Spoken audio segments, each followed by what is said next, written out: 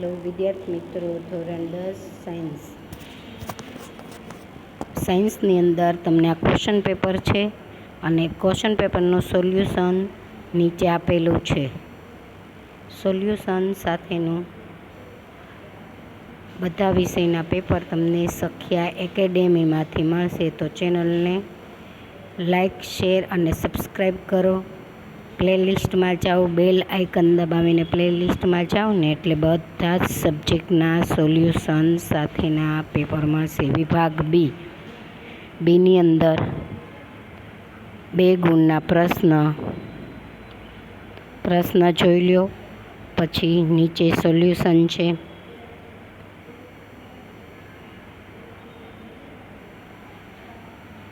વિભાગ સીના પ્રશ્નપત્ર છે. હવે આન્સર CD એનો આન્સર છે. ફર્સ્ટ, સેકન્ડ, થર્ડ પ્રશ્ન ઉપર આપેલા છે એનો આન્સર છે ફિનોપ્થેલિન. પછી બીજો પ્રશ્ન છે એનો જવાબ છે C4H9OH. થર્ડ નંબરના પ્રશ્નનો જવાબ ઉત્સર્જન. આવી રીતે તમને 24 પ્રશ્ન જે ઉપર આપ્યા છે એનું સોલ્યુશન છે.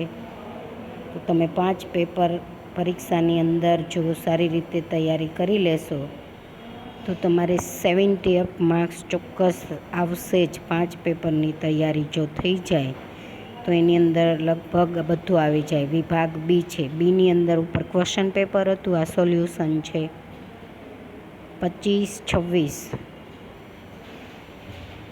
27 તફાવત છે. ધમની ને શીરા મોસ્ટ એમપી છે. આ આકૃતિ મોસ્ટ એમપી છે.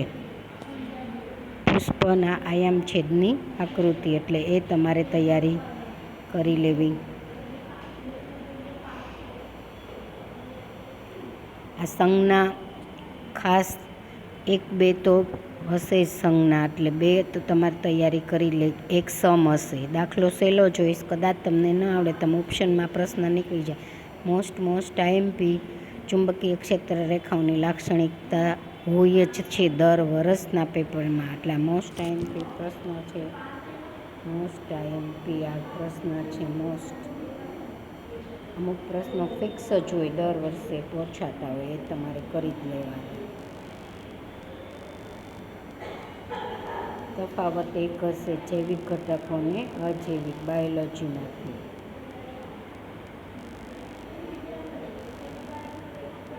ટૂંકો પ્રશ્ન આકૃતિ ઉપરથી તમારે નીચે જવાબ 4 આપવાના. પછી પરાવર્તિત ક્રિયાનો પ્રશ્ન પણ મોસ્ટ આઈએમપી છે. આ પણ દર વર્ષના પેપરમાં હોય જ છે. અમુક ક્વેશ્ચન તો ફિક્સ જ હોય, દર વર્ષે પૂછાય.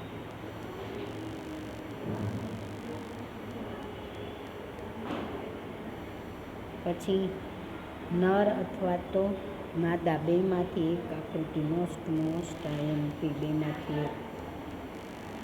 મોસ્ટ ઓફ સ્ત્રીનું પ્રજનન તંત્ર પૂછે છે. આમાં પુરુષનું છે, દ્વારા ફરતી પૂછાછ કરે છે. એક દાખલો 100% અંતર્ગોળ બહિર્ગોળ બેમાંથી એકમાં હોય છે.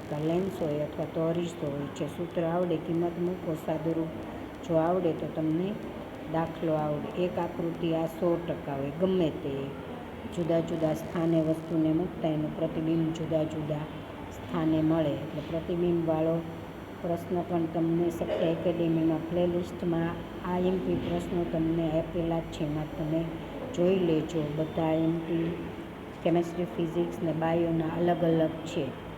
એટલું કરી લ્યો તો તમે પણ 60 માર્ક્સ તો મેળવી જ લેશો. વિભાગ ડીની અંદર પીએચનું મહત્ત્વ આઈએમપી લગભગ બધામાં હોય. પ્રશ્ન ફિક્સ હોય એટલા તો તમારે કરી જ લેવાના, કારણ કે ઓપ્શન નીકળી જશે. તમે એક ચેપ્ટર ન આવડે કાઢી નાખો, ચોથું કાર્બન તમને ન આવડતું તમારે ઓપ્શનમાં કાઢી નાખો, કારણ કે એમ જ તો તમારે બધામાં ઓપ્શન તમને 3 પ્રશ્નો 4 પ્રશ્નો મળે જ છે. આ ગુણધર્મની 1-2 ગુણધર્મ તો સરખા જ હોય, એટલે પેપર પૂરું નહીં મૂકવાનું, લખી તો લેવાનું જ. ક્લોરોફિલની વાળું વાયુરંધ્ર બંધ અને ખુલ્લું. 1 મિનિટ આકૃતિ જોઈ લેજો. આકૃતિ દોરવી એટલે ઓછું લખતા આવડે તો માર્ક્સ મળી જાય. મોસ્ટ આઈએમપી પાચન તંત્રમાં બધું ન પૂછે, આકૃતિ અને અમુક અંગો વિશે લખો. જેટલું પૂછ્યું એટલું તમારે લખવાનું. પાચન તંત્ર પણ મોસ્ટ આઈએમપી છે. આકૃતિમાં નળી છે યાદ રાખવાની, દરેક ભાગ એના જુદા જુદા ભાગની સમજ આપી છે. પછી લઘુદ્રષ્ટિની ખામી, ગુરુદ્રષ્ટિની ખામી, તફાવત પૂછાય છે અથવા તો પ્રશ્ન બેમાંથી એક પૂછાય, એટલે એ પણ મોસ્ટ આઈએમપી છે. પાકો કરી જ લેવાનો તમે.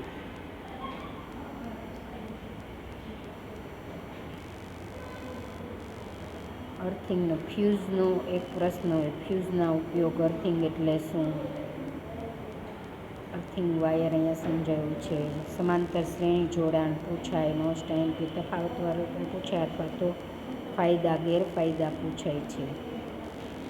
સખિયા એકેડેમીની ચેનલને સબસ્ક્રાઈબ કરો એટલે તમને પ્લેલિસ્ટની અંદરથી બધા જ વિષયના 5 પેપર મળી જશે. અને મોસ્ટ આઈએમપી પ્રશ્નનું પણ પ્લેલિસ્ટ છે, એ પણ મળી જશે. Thank you.